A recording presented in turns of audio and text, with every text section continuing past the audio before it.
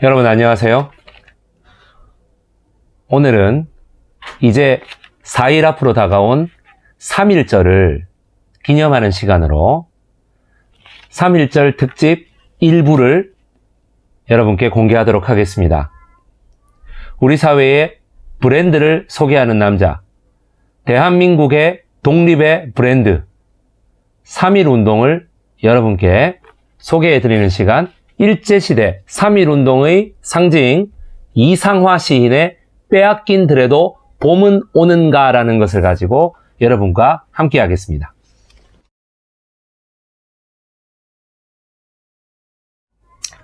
안녕하세요. 가요가 알려주는 한국 근현대사 이야기를 가지고 책을 썼습니다. 근데 이 책에는 나오지 않습니다만은 이 3.1절을 기념하는 어떤 곳에 많은 분들이 잊고 계시는, 그러나 누구나 들으면 알 수 있는 한 가지가 있습니다. 그것을 오늘 말씀드리고자 합니다. 바로 이상화 시인의 빼앗긴 들에도 봄은 오는가라고 하는 1926년 개벽지 6월호에 나온 시를 여러분께 소개해드리고자 합니다. 이상화 시인은 1901년부터 1943년까지 42살의 아주 짧은 삶을 살다가 갔습니다. 그 당시에는 이런 것이 아주 일반적인 수명이라고 하지만 지금 생각하면 지금 말하고 있는 브렌텔러보다도 좀 어린 그런 나이가 되겠죠. 이상화 시인이 이 빼앗긴 들에도 봄은 오는가를 찍은 시간이 연대가 한 1926년 6월이라고 하니까 자그마치 26살에 이런 좋은 시를 썼다는 것은 대단한 일이라고 생각합니다. 지금 26살 생각하면은 이거는 대단한 일이죠. 예, 그래서 하는 말이 뭐냐 하면은 1919년 3월 1일 날 3.1 운동이 전국적으로 확 불붙고 난 다음에 이 일본 경찰들이 이거 탄압하다 보니까 이거 제2의 3.1 운동이 벌어지면 안 되겠는데, 이렇게 해서 한 것이 뭔지 아십니까, 여러분? 그게 바로 사이토 마코토 총독이 했던 정말 악랄한 기반 통치, 바로 문화 통치입니다.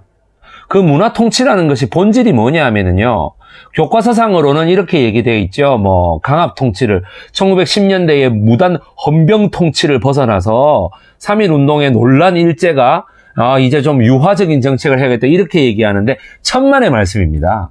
유화적인 정책이 아니고요, 3.1 운동의 그 전국 조직들을 한 명 한 명 찾아내가지고 친일파로 만드는 데 목적이 있었습니다.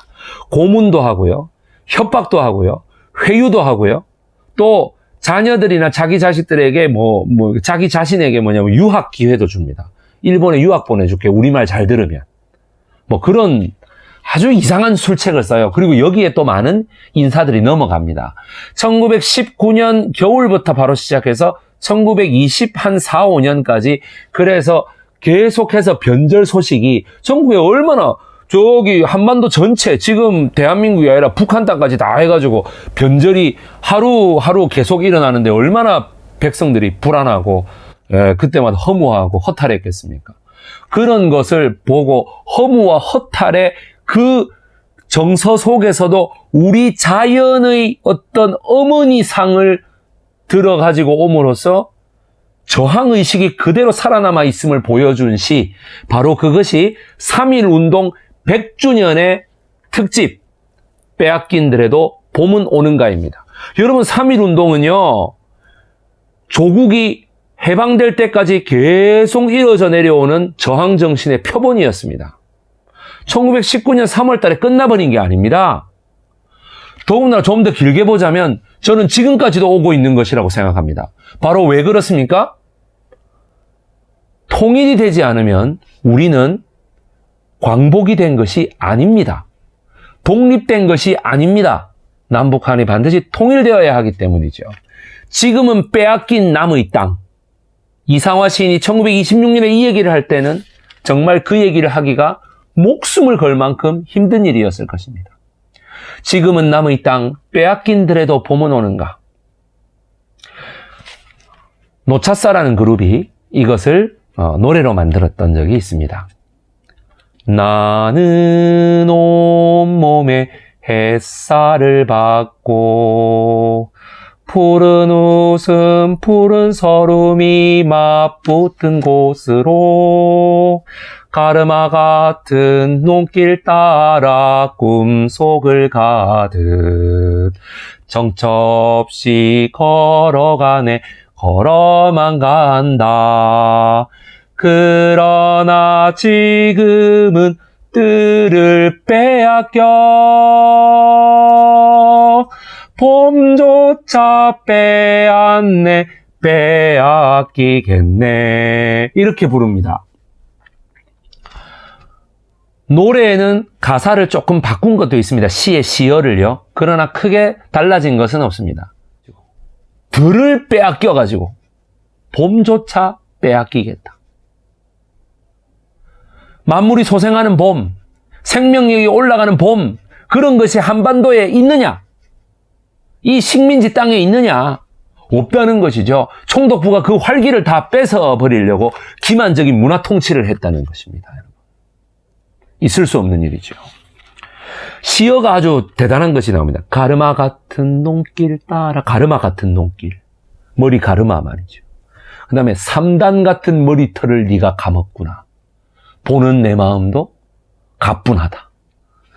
마른 논을 안고 도는 착한 도랑처럼 우리의 농토와 여성적인 어떤 이미지들을 잘 활용해서 아주까리 기름을 바르는 이처럼 가보자라든지, 또 살찐 젖가슴과 같은 부드러운 이 흙을 마음껏 만져보고 마음껏 거기서 뛰어놀아 보자라고 하는 이러한 시어들을 함으로써 이상화 시인은요, 정말 이 시인은 1921년부터 나왔던 이 한반도 전체의 정치 지도자들이 친일로 변절하는 그 허무주의를 대변했던 백조라고 하는 허무주의 동호회에 활동을 하면서 24년인가 25년인가에 이게 된서리를 맞거든요.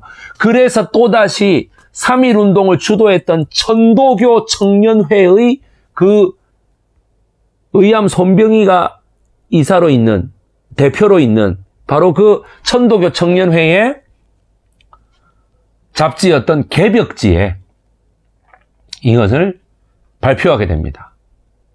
6월 달에 발표했는데 빼앗긴들에도 봄은 오는가를 8월 달에 일본이 폐간시켜버렸습니다. 뭐 표면상의 이유는 그렇습니다. 사회주의 카프하고 뭐 천도교가 뭐 이렇게 해가지고 개벽에 나왔다 이렇게 얘기하는데 저는 그렇게 보지 않습니다. 이 빼앗긴들에도 봄은 오는가라는 것을 6월 달에 발표하고 이게 전국적인 히트를 치니까 조선총독부가 아마 이거를 없애버렸을 겁니다. 문화 통치면은 개벽지를 계속 나오게 해야죠. 앞서서 백조라는 것도 그렇게 탄압하면 안 되는 거죠. 이상화 시인은 백조에서도 탄압받고 개벽으로도 큰 상처를 입었을 것입니다. 이상화 시인을 많은 사람들이 너무 우리나라가 고통을 받고 있는데 일본에게 뭐 좀 처연하고 너무 이렇게 허무하게 달라든 거 아니냐 이렇게 얘기를 하는데 바로 그 역사적으로 1919년부터 1920년대 전체를 통과하는 전국 각지의 3.1운동 지도자들의 어떤 조직적이고도 아주 단계적인 변절, 그 변절을 불러온 일제의 간악한 기만 전술, 이런 것들에 대한 어떻게 보면 가장 강력한 허무야말로 비판이요, 저항이었다는 것을 우리가 알 수 있습니다. 오늘 3.1절 특집, 노래를 찾는 사람들이 불렀던 빼앗긴들에도 봄은 오는가. 나는 온몸에 햇살을 받고, 식민지 통치에도 햇살은 그대로 오지 않습니다. 푸른 웃음, 푸른 서름이 맞닿은 곳으로 웃음과 서러움이 맞닿아 있다.